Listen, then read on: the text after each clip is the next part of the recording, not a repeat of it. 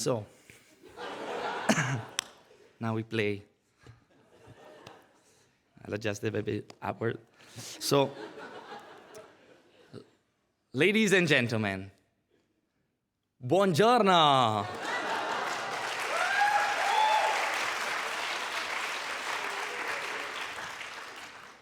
Deans and esteemed faculty, family and friends, alumni, and most importantly, the magnificent first ever class of MIMs.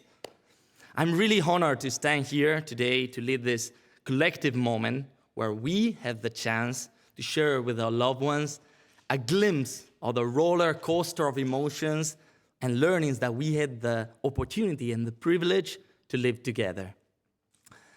I will never forget the first day in Fontainebleau.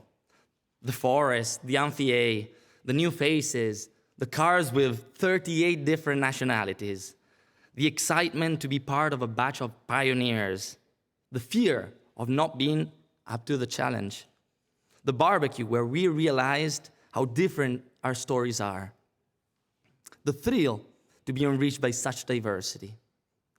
Mixed emotions, still one common feeling that day. There is something magical at INSEAD.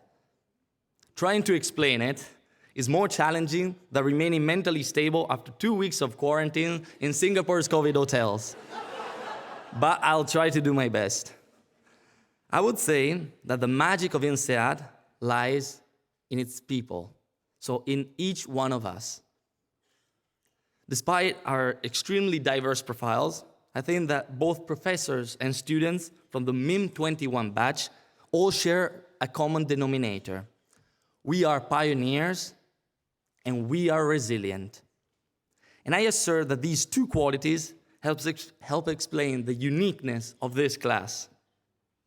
Well, we came together to be pioneers of something new, looking for a place where our viral energy could flourish. We gather from all corners of the world to build a totally new concept of learning, moved by the need to find something that our previous experiences were lacking, and thrilled by the idea that we could directly shape our program. And as weeks passed by, we started to make sense of what was happening. So each one of us was on his or her own path of self-discovery, but at the same time, on a collective journey towards a more pragmatic and innovative approach to today's challenges. Among us, there were inventors and innovators. There were entrepreneurs and consultants, dreamers and builders. An image to describe it: I'll never forget that night when I walked in the Doriot library to find some of us rehearsing business cases and someone else inventing the startup for the future. Local, pal, in the same room.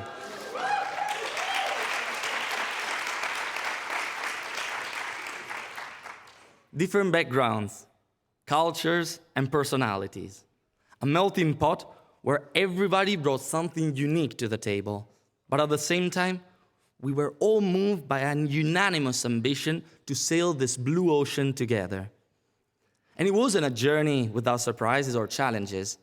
We had to overcome the skepticism over our limited work exposure, embrace a hands-on way of learning that very few had experimented before, or set entirely new standards for the future classes. Indeed, it felt like being part of an amazing social experiment where only the sky was the limit, and nobody was scared to taking ownership of things, of suggesting new ideas, to improve our learning and experiential journey. To me, an emblematic example of this was when we improvised grave diggers with the treasury trunk that is now below our campus and will be extracted in 10 years from now. What's more, we chose to pioneer a new master in management in the most uncertain time. The world was changing around us like never before due to the pandemic of the century, hopefully. And still, we decided to embrace our biggest educational endeavor. By choosing to be part of this dream team in such a peculiar historical moment, we proved great courage. We are here because we are resilient. Throughout our journey at INSEAD, we have experienced a dialectic between the restrictions and in-person activities. The memory of those mixed feelings every time a PCR test resulted positive is still strong and unwavering. Anxiety throughout the day until late in the night when the results were shown. Sadness for the unlucky ones. But also the serendipity of who accepts that a strong community shares the joys and the sorrows in any situation. Bringing supplies for the sick ones and always checking on each other helped us become a tight-knit community. Other than obviously proving that the mantra of microeconomics, scarcity creates value, is actually true. So being forced into our houses during the lockdown or serving the brutal stay-at-home notice in Singapore made us even more aware of the value of the time spent together. Still, we were wise enough not to ever have the police show up at our doorstep or friendly neighbors reporting our barbecues to the authorities. Never. But I believe that now I truly appreciate just how lucky we were. Lucky to have the talent to be sitting in this room and the courage to transcend our previous lives to embrace the MIM21 challenge. Lucky to have had the chance to sail this blue ocean in the most turbulent year.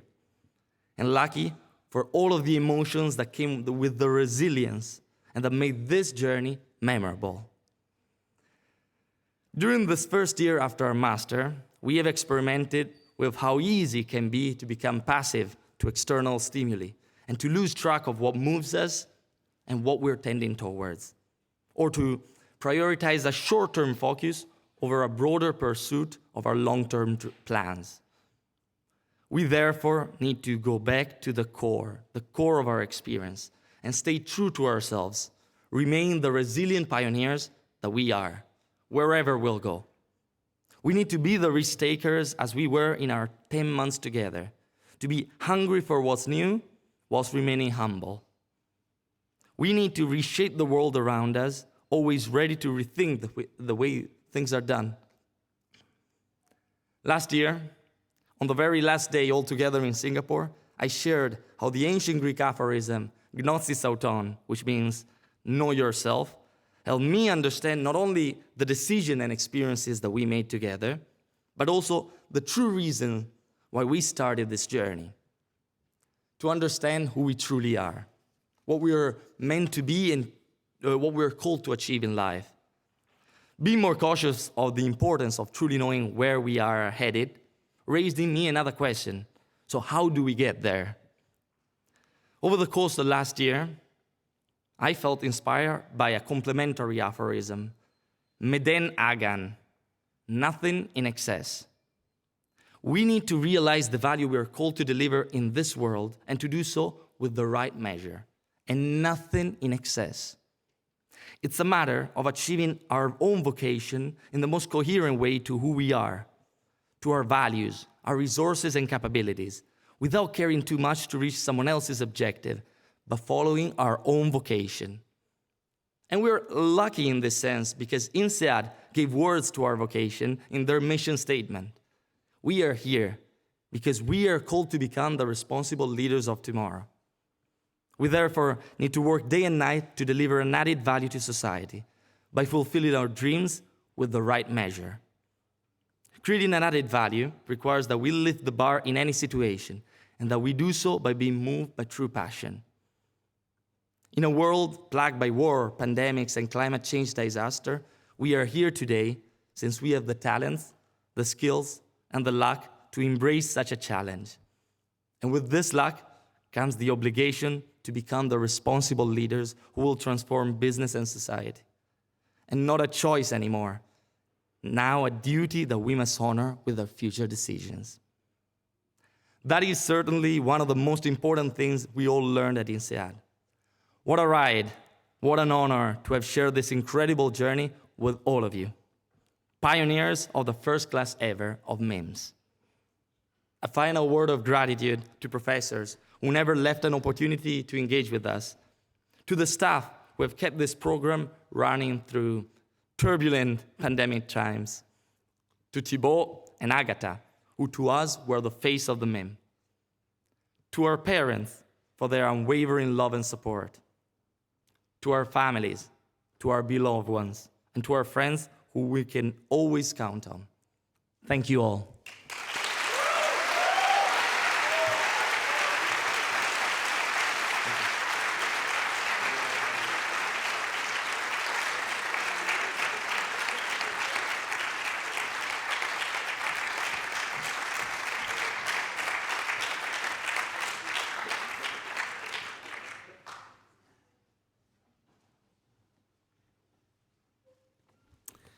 Thank you very much, and really pleased to hear your speech too. It is now time to ask Thibaut to give his address. Thibaut is the academic director, as you've now well understood, father of a Loic, different Loic, apparently. He spent 7 years working in the video game industry. I hope that did not translate too much into how he ran the program. Upon graduating from INSEAD, he's an MBA alum from 2012. He wrote in his career plan that he would like to pivot into education, edtech, or own a zoo. After a few years of edtech, I don't think he switched to the zoo, but he came to INSEAD. And I'm very happy that we have him be the director of our MIM program. Thibaut, please come to the stage.